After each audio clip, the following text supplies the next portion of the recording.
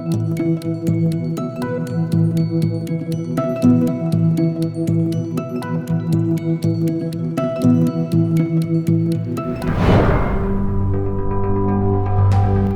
emision mundësohet nga ISP Broadcast. Mirëmbrëma, shikues të nderuar, mirë se erdhët në televizionin Arbëria.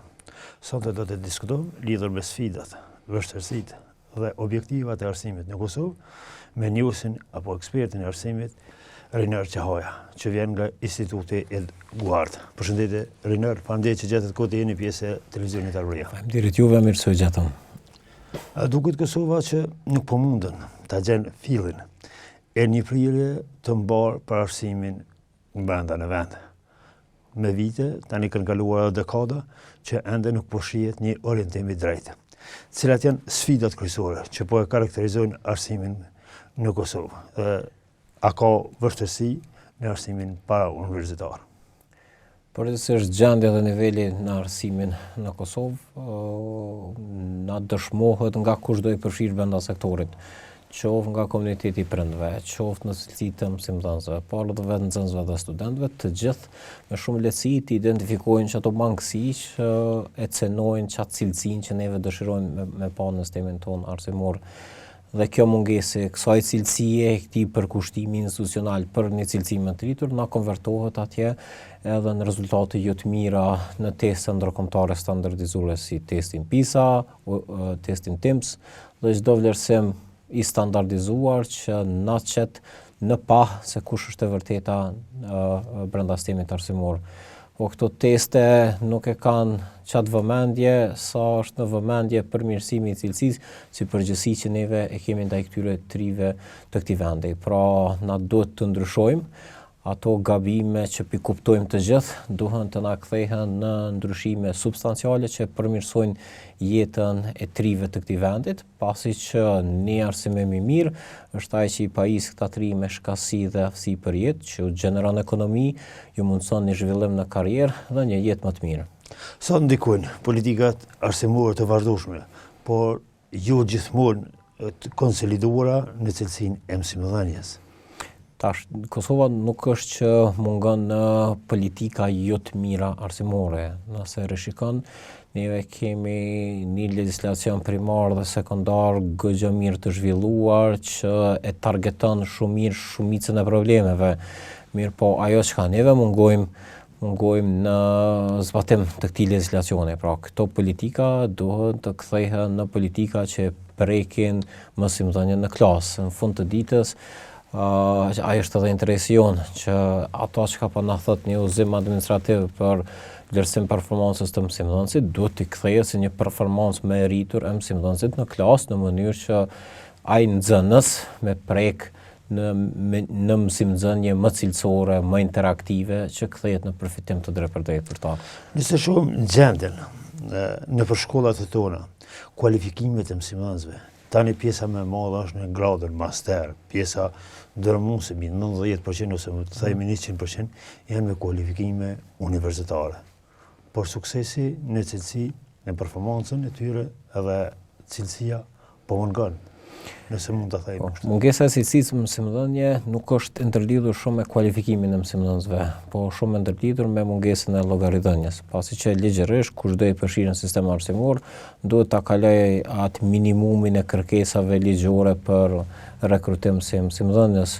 Mirë po mungon minimumi i vlerësimit në performancë. Kështu që ajo që neve thrasëm dhe evokojmë në vazhdimsi është për një vlerësim dhe menaxhim të vazhdueshëm performancës së mësimdhënësve. Pasi që edhe mësimdhënësi i mirë dikur në çet komunitetin e madh, komoditetin që ka në mungesë mbikëqyrjes, kthehet në mësimdhënësi jo të mirë. Pasi që si në çdo profesion, momentin kur ti nuk je mbikëqyrje, kur askush nuk të vjen, nuk të kërkon llogari për punën që e bën, ti dikur futesh në çat rutinën e ajo rutinë jotja dikur kthehet në komoditet e ky komoditet kthehet në mos performancë. Kjo është edhe përgjegjësia institucionale e nivelit qendror që me instalu mekanizma të qëndrueshëm për një vlerësim të vazhdueshëm performancës së mësimdhënësit. Në të kundërtën e kam frikën që është një cikël në të cilën nuk po mund të ripërtritim mësimdhënien me diçka më të mirë. Pra dhe mungesa e performancës së mësimdhënies, po na dëshmohet që nuk është fort i lidhur edhe me moshën e mësimdhënësit, po shumë e lidhur me përgjegjësinë që mësimdhënësi ndjen në vendin e tij të punës. Po ashtu kemi parë në shkolla me qindra, dhjetra trajnime duke mbajtur në përpjekje të zhvillimit profesional. Por një rezultat nuk është parë edhe kjo. E keqja e trajnimeve është që çka do të zhvilluar në emër të zhvillimit profesional të mësimdhënësve, përfshi edhe këto trajnime janë në përfitim për ofertues të trajnimeve, jo në përfitim për mësimdhënësin. Edhe kjo me fajt të ministrisë, pasi që mungojna në një përcaktim të atyre prioriteteve për trajnime, pra nuk mund gjithkush me ofru çfarë do trajnimi që dënë, veç pse është akredituar atje, po do të me ofru trajnime që në vërtet e prekin cilësinë e mësimdhënies. E këtu në vëmendje vë trajnime për metodologjitë mësimdhënies, trajnime për menaxhim disiplinës në klasë, trajnime për zbatim kurrikulës, trajnime për zhvillim të mësuarit aktiv në mësimdhënie, pra këto janë ato që neve gjykojmë janë më në prioritet se sa çfarë do të jemi tjetër.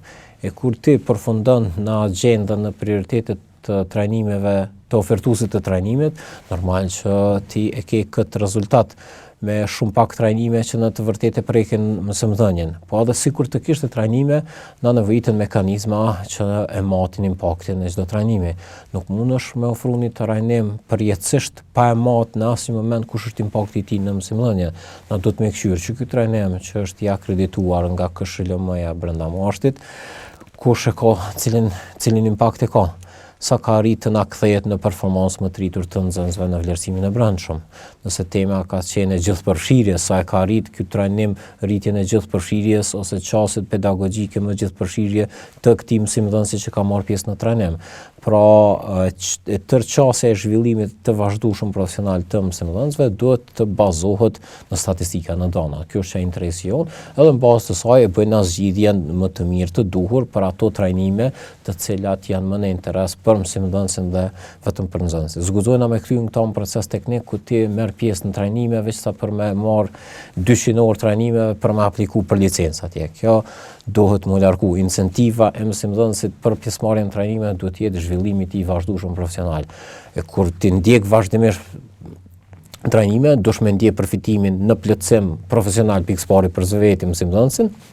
Tani vijnë këto tjera si incentiva, qoftë në rritjen pagë për ata që merr pjesë, qoftë rritjen në licencë, që e sjell edhe rritjen në pagë. Pra, është kjo ndërlidhje një lidhje e ndjeshme, po që do të jetë e vazhdueshme në mënyrë që na më marrë mësimdhënës të motivuar për pjesëmarrje dhe zhvillim të vazhdueshëm profesional.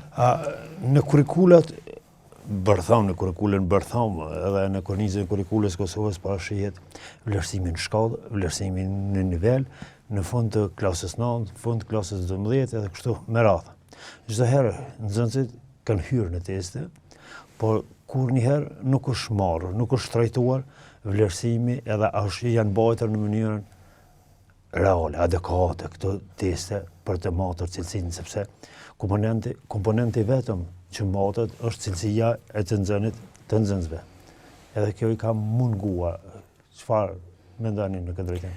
Vlerësimi i brendshëm brenda sistemit arsimor gjithherë është në atë pikë pyetje në madhe dhe na është dëshmuar që nuk është statistikisht i besueshëm në momentin kur të njëjtin nxënës marrin pjesë në teste të standardizuara, çfarë do të qofshin ato përfshirje edhe ndërkombëtare, ku ty del një rezultat ajo pasja nga vlerësimi i brendshëm ose ajo kalueshmëria e lartë nga vlerësimi i jashtëm në test maturës dhe të arritshmërisë, ty del në disbalancë me çfarë do testit të standardizuar. Për këtë arsye na e kemi shumë të vështirë, bjen fjala me kuptu se që ajo pasja me një shkollë në zonë urbane në Prishtinë është e barabartë me qatë pasja në një zonë rurale në një fshat jashtë Prishtinës. Pra, pasi që mungojmë në validitet dhe besueshmëri statistikore çati vlerësimi. Për këtë arsye është domosdoshme edhe standardizimi i vlerësimit të brendshëm në shkollat tona. Pra, duhet mu ditë çfarë kritere do të një mësimdhënës i gjuhës shqipe në nivel vendi mi zbatu për vlerësim në lëndën e tij, për cilat njësi mësimore, sa duhet jetë pikëzimi, qysh kjo është shpërndar për kategoritë ndryshme të nxënjes brenda asaj klase të nxënësve që janë të ndryshëm. Si standard pastaj na prezantohet nivel vendi dhe e kuptojnë më në saksi. Përndryshe, nëse lana në mëshirë të mësimdhënësve vetëm, pa naj uzim se qysh më zhvillu një instrument i vlerësimit, pa naj uzim qysh me përdor instrumente ndryshme të vlerësimit, neve përfundojna në këtë kaosin e këtij iluzioni të pesqeve ose të një note mesatare shumë të lartë nivel vendik, që ajo nuk është fare reprezentative dhe mbi gjitha është në dëm për vetë nxënësin, se e ka të pamundshme edhe nxënësi me ditë ka dalë se qytonë ka mungese në matematik, ka mungese në shkenca. Po nëse ti vazhdo në vazhdimësi me peshe, ose në anën kundërt, me u qit nisha, për shkak se instrumenti është gabushëm i zhvillueshëm, kjo na kthehet në problem dhe po na dëshmohet që është problem, pasi që sistemi arsimor nuk po arrin me bëu një filtr të duhur të nxënësve brenda sistemit. Një shqetësim të cilin e ka ndjekur pothuajse që nga pas lufta deri në ditët e sotme ka qenë edhe politizimi. Kërkone të thezëve të shkollës, shpeshherë edhe mësimdhënësve. Tani kemi parë rastin e fundit edhe zgjedhja e inspektorëve, ka qenë një kohë e pambaruar deri më tani, derisa është apo shihet si politizim i çdo sektori të arsimit. A ka qenë edhe kjo një shqetësim, edhe sfidë për me të kaluar? Politizimi i arsimit është ekskluzivisht i shfaqur me arsyen shumë të thjeshtë që qysh e sheh politika arsimin, pra e sheh si një masë kritike të një vote kritike elektorale për përfitime elektorale. Mos harrojmë ki 23.000 mësimdhënës, një 7-8.000 tjetër staf administrativ, diku rreth 250.000 nxënës vetëm në nivelin parauniversitar që dhe së bashku me prind prezantojnë një komunitet gozë të mas me një masë gozë të lartë kritike elektorale. Tash, kur kësaj t'i shtohet edhe decentralizimi dhe kompetenca që komunat kanë veçanërisht në proces të rekrutimit të mësimdhënësve, atëherë padyshim që është parë dhe vazhdon më pa si një instrument i politikës për me shpërndasat ndikimin e vet në shkolla, që është i gabushëm, se në fund ditës ajo që ka neve e kemi në përgjegjësi të madhe, e kemi ndaj këtyre trive këtij vendi, jo garantu një arsim cilësor, një trajtim të dinjitetshëm brenda sistemit arsimor. E këto s'mundesh me afru kur ja qenë mësimdhënësit më të njohshëm aty, ose kur ja qenë drejtorin partijak, e plot të tjera. Pra, këtu dëmi është më i madh se sa që e mendon politika. Ti mundesh me përfitu do votat një mahallës aty kur e rekruton një mësimdhënës të fshatit, mirë po e humb gjenerata të tëra, në momentin kur e ke intervistu, kur e ke rekrutu një mësimdhënës që nuk është kompetent. Se qaj ty të kthehet në dëm, qaj i hub qëto gjenerata me mos përkushtim, me punë që mungon në kompetencë e shumë të tjera që diku me kalimin e viteve ty të kthehet si një problem i përgjithshëm të një grupi të mësimdhënësve që s'kan kompetencë profesionale ose s'kan pasion për arsimim. Edhe ti thu ka u bë ky problem, qysh i kemi këta mësimdhënës kaq neglizhencë në punën e tyre, kaq të papërkushtuar, edhe kjo pastaj të kthen në ata që pe komunikojnë, e cila është rekrutimi jo meritokratik i mësimdhënësve. Po duket që nuk është e lehtë të kalohet ky problem politik i politizimit të shkollave, mësimdhënësve, drejtarëve më gjerë. Kjo duhet të ndryshohet dhe jam i bindur që do të ndryshohet kur kemi një komunitet të prindve më llogaridhënës, komunitet të prindve që kërkojnë përgjegjësi. Pra nuk mundesh me aqu bash çdo kan si mësimdhënës ose çdo kan si drejtor shkolle. Pra edhe pastaj komuniteti i prindve me marrë të mirëqenë këndoj ta sjell politika, pasi që ai drejtor shkolle, ai mësimdhënës i politizuar, ai është dëm me vite me radhë për ata nxënës të këtyre familjeve, të këtyre prindve. Kështu është përgjegjësia i takon edhe komunitetit të prindve që me reagu ka shi kujdo që e gjykojnë që është jo kompetent. Dhe me atë në mënyrën e duhur dhe në përfaqësimin e duhur të tyre ligjor që ja garanton legjislacioni si antar të këshillit drejtues të shkollës, si këshillave të prindve në shkollë. Pra kjo është ajo përgjegjësia që i takon prindve.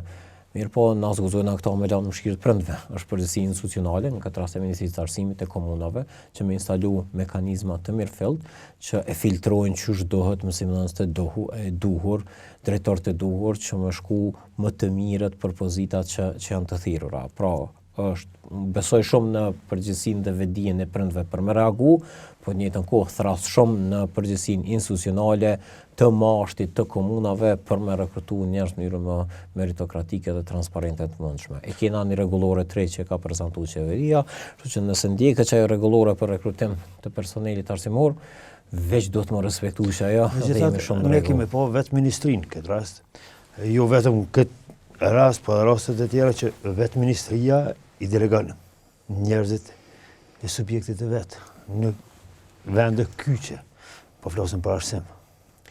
Kjo mendësi padyshim që do të Edhe atëherë vendosja këtyre e bën të pamundshëm të jetë kërkues në llogaridhënie për faktin që e din vetë se si ka ardhur në atë pozitë, po marr shembull në një pozitë udhëhece. ajo që ka na vokojna gjithherë dhe që ka besojna shumë është që llogaridhënia kur thejna do të jetë llogaridhënie dhe mbikëqyrje vazhdueshme, nuk do të jetë kjo vetëm të mësimdhënësit në klasë. Kjo do të jetë e shpërndarë gjithandej, se nuk mund është me thirrë mësimdhënësin në llogaridhënie kur vetë je i rekrutuar në mënyrë jo meritokratike, ose kur vetë nuk je përgjegjësi për dështim politikave. Kjo përgjegjësi është e shpërndarë. Nuk mund na më thonë mësimdhënësit jo s'ki performancë mirë në klasë ose s'pe përdor këtë qasje pedagogjike, kur te si institucion qendror lokal nuk ke ofru çato përkrahje që është përgjegjësia jote ligjore, nga plani strategjik i arsimit, objektiv strategjike, nga legjislacioni, udhëzimi administrativ për zhvillim profesional të mësimdhënësve. Këto janë përgjegjësitë e institucioneve qendrore, të cilat ata dohet me plot përpikmëri dhe përgjegjësi ligjore dhe institucionale me ofru mësimdhënësve, që pastaj me marrë si input, si output çat cilësi më të rritur. Mirë, po në mungesë të kësaj, pastaj jemi në një situatë ku çdo kush bën çka don. Dhe kjo gjithmonë në ndëshkim për fëmijët ose nxënësit të ri të këtij vendi. Një problem apo një shqetësim në kuadër në fushën e arsimit është edhe cilësia teksteve shkollore. Si e shihni këtë shqetësim apo është problem në vete? Tekstet shkollore marrin shumë vëmendje pasi që e tërë mësimdhënia shumë e varur në tekstet shkollore që nuk do duhet të ishte, pasi që unë personalisht mendoj që një mësimdhënës i mirë nuk kufizohet vetëm në tekst shkollor, shkon përtej saj, gjen materiale mësimore dhe kurrikula ta ofron këto. Në asnjë moment kurrikula nuk thotë kufizo vetëm në tekst shkollor, thotë këshir, gjej, nxit kreativitet, përshi materiale mjete të tjera mësimore. Mirë po, për shkak që jemi në situatë ku jemi, ku mësimdhënësi e ka gjithçka në vëmendje në epicentër tekstin shkollor, atëherë marrin shumë vëmendje. Marrin shumë vëmendje dhe ato gabime faktike, përmbajtësore që kanë tekstet shkollore, po që në fat të mirë, tregu i lirë, një konkurrencë e mirë mes shtëpive botuese, jam i bindur që do ta sjellim ne atë ndryshimin që na dojna me pa. Besojna shumë që ka një vullnet të mirë tek institucioni i shtëpisë botuese, por në njëjtën kohë duhet edhe me pas një vullnet të mirë politik për mashti që me instalu mekanizma që ja bëjnë të pamundshëm ndikimin e shtëpive botuese te recenzenti, ndikimin e shtëpive botuese tek autori. Pra, na nevojitën një komunitet i recenzantëve që janë super kompetent, të paanshëm, që vlerësimin e tyre e bëjnë në mënyrën më të denjë të duhur, ndërka që konkurenca me shtëpive botuese është ajo që na sjell një cilësi më të rritur. Pra, kur dihet që ka një meritokraci në përzgjedhje, vëmendja e tyre nuk është në ndikim te recenzenti, po vëmendja e shtëpive botuese është në rritje të cilësisë për një vlerësim të saktë meritor nga recenzentët. Tani duket e përmendet edhe ju që jo vetëm tekstet shkollore duhet të jenë në mësimdhënie dhe mësimdhënie, po sa po bën politika për mjetet teknologjisë, sepse në një kohë dinamike të teknologjisë, është ardhur koha që edhe shkollat të kalojnë një hap më tej, që të transformohet kjo mësimdhënia në formën apo në qasje të teknologjisë. Domosdoshmërinë e prezencës teknologjisë o digitalizimit në mësimdhënie e kemi prezent kamatina për dokumente strategjike. E ki edhe në strategjinë aktuale të arsimit, e ki prioritet qasin e çdo shkolle me internet, sigurimin e zyrtarëve të teknologjisë informative për çdo institucion arsimor, për te qasjes sigurimin e pajisjeve digjitale për çdo nxënës, për te pajisjeve pastaj zhvillimin profesional të mësimdhënësve për me ofru mësimdhënie të bazuar në pajisje digjitale.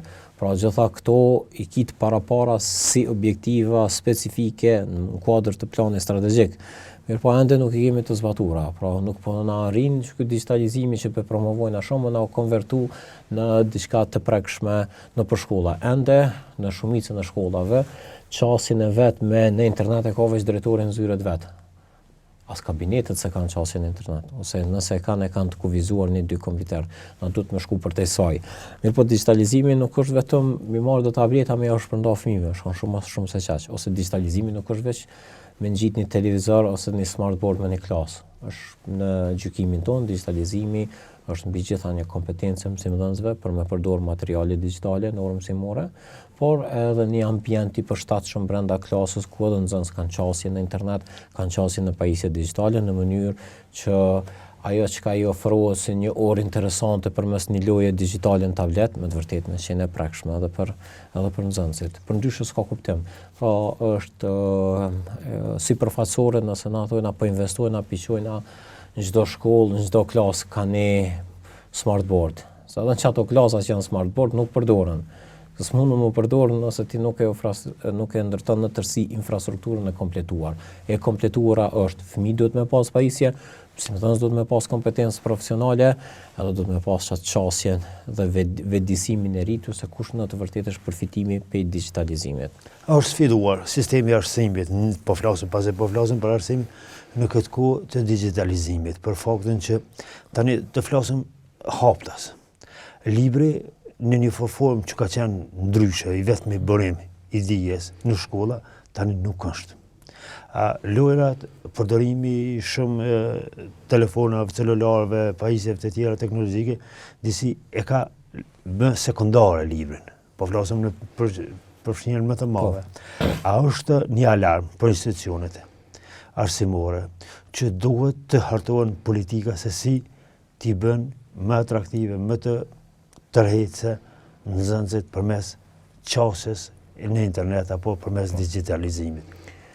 Sepse kjo vetëm lexoni apo duhet të mësoni nuk po mjafton. Na duhet ta rikujtojmë vetëm mbi gjitha që jemi në një kohë ku këta tri të nxënës dhe ato pa përjashtim gjitha niveleve janë të ekspozuar në teknologji digjitale gjatë tërkohës së tyre, pra me një informata pa kufizuar në internet. Super atraktive për ta, qoftë si search në internet, qoftë përmes mediave sociale. Tash kur këta e kanë këtë përfshirje kaq lehtë në këto qasje, tash imagjino mi thonë në klasë atje, hajde ta kur ka lind Skënderbeu, ose kur është marrë kjo betejë, ose çka thot ky ligj përmendesh. Pra kjo bie ndesh me ata që në të vërtetë këta fëmijë ekspozohen që ajo ekspozohen në përditshmërinë e tyre. Për këtë arsye edhe shumë e rëndësishme që mësimdhënia më bëjë interesante, atraktive. Një mjet, një mënyrë e saj është digitalizimi i saj. Po ashtu kemi dëshmi të mira të mësimdhënësve të përkushtuar që me pak kreativitet sillin shumë sene interesante në klasë. Pa pas nevojë me pas pajisje digjitale, hiç atje. Po një vullnet, një përkushtim e një mësimdhënësi, i cili u sjell, ja bën një lojë interesante që nxiten interaktivitet dhe përfshirjen në të cilën me të vërtetë mësojnë diçka këta fëmijë. Mirë po këta na zguzojnë, na melon në mëshirë të vullnetit të një mësimdhënëse, duhet me standardizu, qofsi materiale të ofruar nga ministria, aktivitete çka do për mësimdhënës që ata mi pas shas shumë. Hin mësimdhënës si website ministrisë i ka për çdo njësi mësimore i ka çto në dispozicion. Hajde veç zbatoje. Pra që kjo është ajo që na dojna me pa. Po dojna me pa na uzime administrative, legislacion, e që tani në klasë atje mësimdhënës me bo çka do. Kjo nuk shkon. Se mësimdhënia kreative padyshim është dhunti, por vullnet. A i kanë 23.000 mësimdhënës të njëjtën? Jo. Mirë po e kena na në përgjithësi ofru kënë nxënësve të njëjtën. Pastaj ke bët një padrejtësi selektive, nëse ki ti mësuesin e mirë përkushtuar ti për një më përfiton, po nëse se ki në rregull, është vazhdo. A ekziston një sistem i mirëfillt i vlerësimit të performancës së shkollave dhe të mësimdhënësve?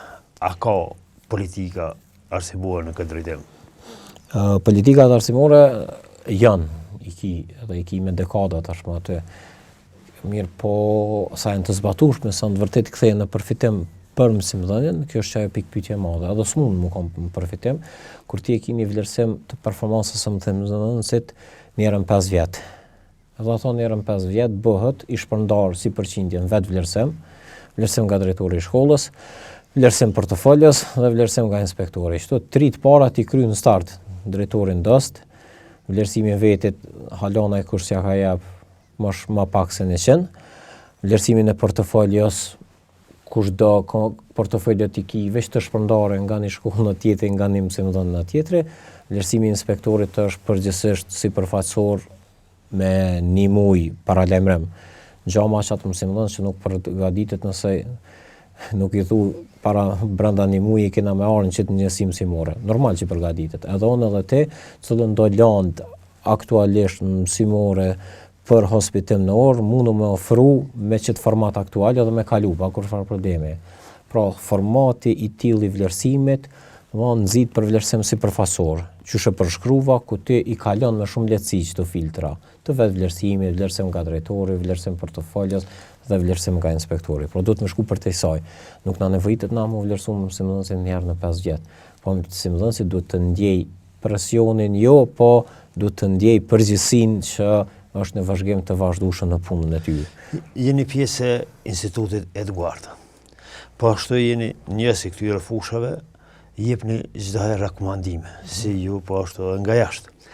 A mirën parasysh këto rekomandime që jep instituti juaj dhe institutet e tjera që mirën me arsim nga institucionet vendore të arsimit? Në fat të mirë, të gjitha këto rekomandime që kanë neve i prezantojna në vullnet mirë të institucionit të mashtit të komunave, konvertohen në politika të qëndrueshme.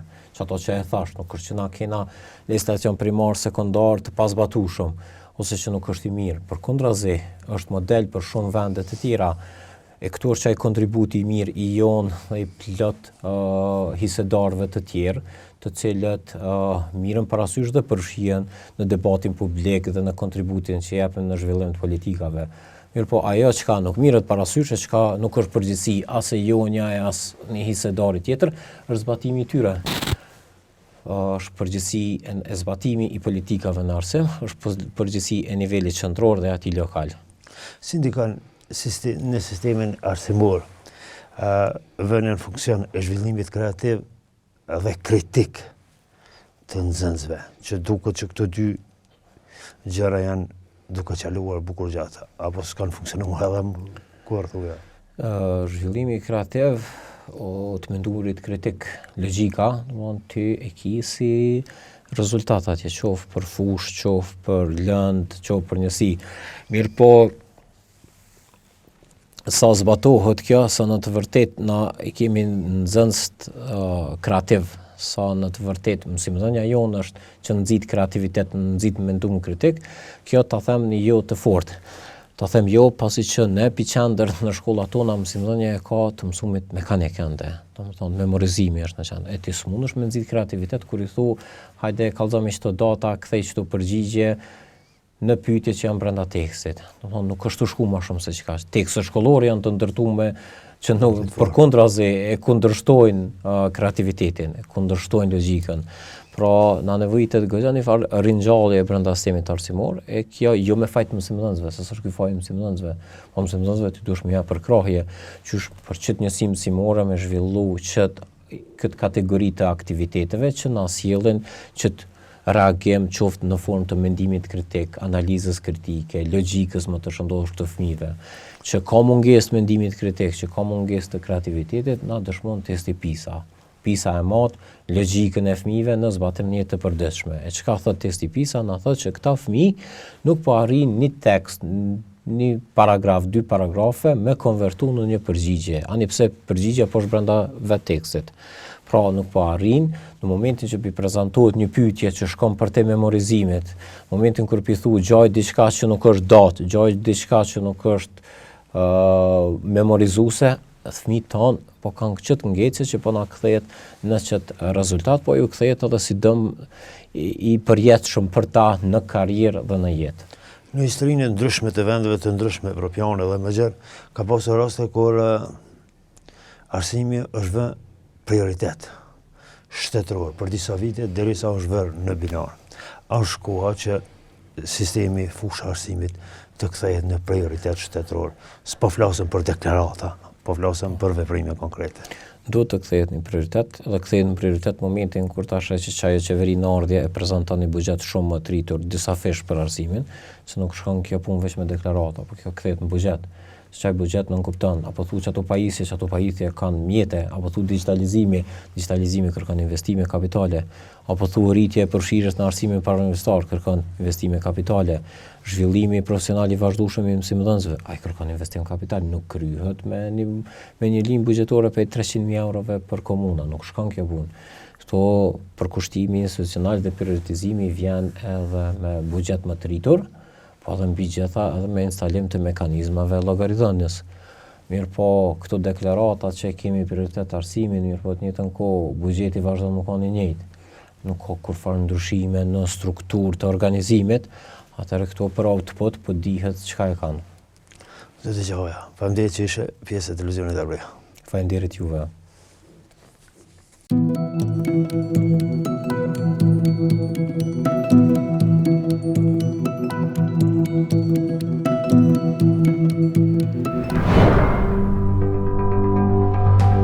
Ky emision mundësohet nga ISP Broadcast.